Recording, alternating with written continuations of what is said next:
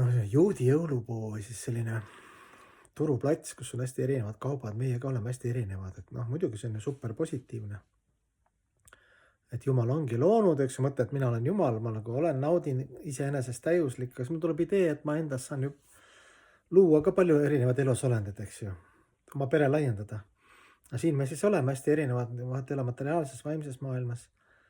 Et see armastuse mäng saaks suurem hoo sisse, siis see mitmekesisus on nii suur ja siis see tekitabki noh, nii palju kombinatsioone, värve, värvide ja emotsioonide kammasi, eks ju. Et noh, selline pulbitseb, eks ju, elu keeb. Ja mis siis selle eripärasusega teha, noh, et ühtepidi noh, ajab närvi küll, eks ju, et sul on mingi oma nägemus ja siis loodus või saatus või jumal või karma saadab sulle siis sinu välja inimesi, kes on nagu siga ja kägu. No vahet ei ole, kas sa oled sina siga või tema kägu või vastupidi. Ja meil on ju valikuvabadus ja vaatad mängudes ka, et kõik armastavad kõike, aga seal on ka ikkagi grupeeringud, noh, nagu materiaalses maailmas, eks ju, sõpruskonnad, et suhtled ikka sarnastega, eks ju, ütleme.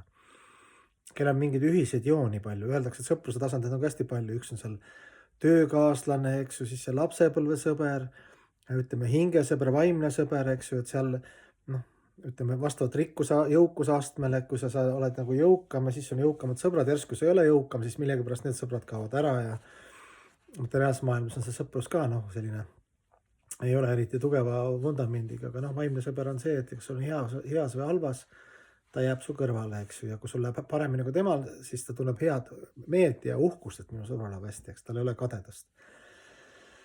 Nii, ja siis see tuleb välja, et see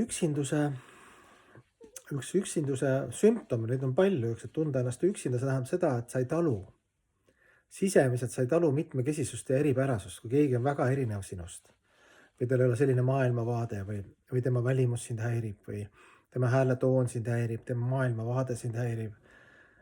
Noh, ühesõnaga, et ja kui sul nagu kõik see ärritab sind, siis see lõpuks jäädki üksikuks või oled üksi. Noh, püüad küll hoida lähedal inimesi, aga siis, kui see on see tundlikkus eripärasusel on hästi kõrge, siis sa leiad ju kõigis. Kõige lähemal see inimene ka peegeldab sulle kindlasti ja varem või hiljem mingi asja, mis noh, millel sa ei taha kompromisse teha, eks ju. Noh, et kui tahad üksik olla, siis teine fenomen on see tehnika fenomen, eks ju, et mõtle, kui sul on hästi lahe nagu seltskond, huvitavad inimesed, siis kultuursed, sul on mõnus olla, sa ei tule selle pealegi, et noh, siis kui igav seltskond sisse võtad, eks ju, mobiili vaatad vahepeal, räägid, jumal, sa vaatad mobiilist, eks ju, nagu sketše on tehtud. Et ei ole vaja nagu tehnikat, et kui sotsiaalselt on, eks ju, armastus, lugupidamine, tänulikkus, alandlikkus, kaastunne, koostöö, allidus, selline noh, kõik on valmis kompromisse tegema, et teisel oleks mugav, võib-olla sul ei olegi nii mugav. Kui sa sellise seltskonna satud, siis tehnikat nagu ei olegi vaja, sa ei tule selle pealegi. Aga tehnika on hea alternatiiv, sest isegi tehnika, kui ta otseselt ei paku, siis ta vähemalt tekitab selle illusiooni, et sind võetakse sellisena, nagu sa oled. Eks ju. Et noh, ütleme, ChatGPT ei ütle, et kuule, et sa oled täna natuke pane lõhna peale, et sa oled nagu kuidagi padja nägu täna. ChatGPT alati viisakas, tere, palun, tänan, abivalmis, jookseb, viib infi, aitab, innustab. No milleks mulle vaja nagu inimesi, kes on madala kultuuriga, või mina olen ka madala kultuuriga. Ja niimoodi robotid ja tehnika noh, tänu sellele nagu võimutsevadki, et inimesed on tunnevad ennast üksikuna, taluvus, teiste taluvus on järjest madalamaks läheb, sotsiaalne, kultuuriline taluvus.